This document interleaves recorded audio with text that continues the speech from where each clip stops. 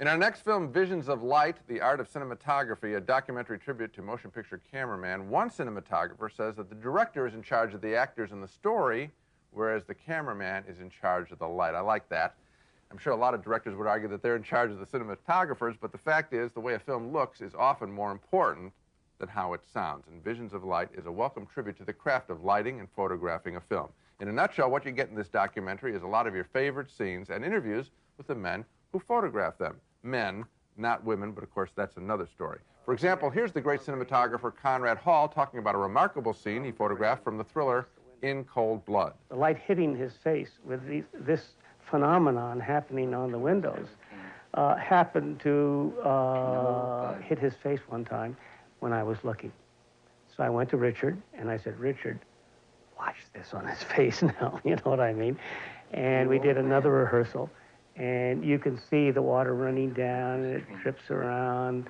And he's talking about his father, and it's very sad. He's going to be hanged, but he's playing it very straight, unemotional. And the visuals were crying for him.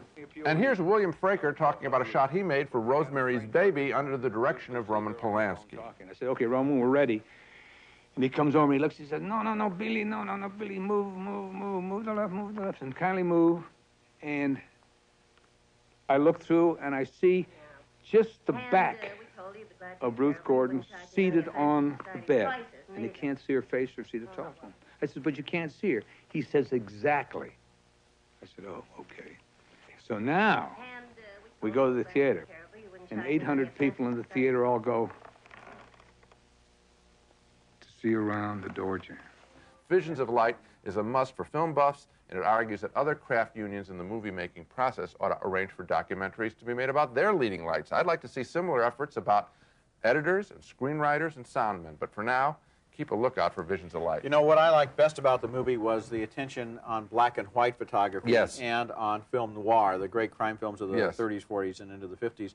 And a couple of the cinematographers are very honest when they say that you have to work a lot harder and know a lot more to photograph in black and white. The color makes it a little easier. Right. And the scenes that they show from some of those classic films made me want to go see the movies again. Absolutely. Great film.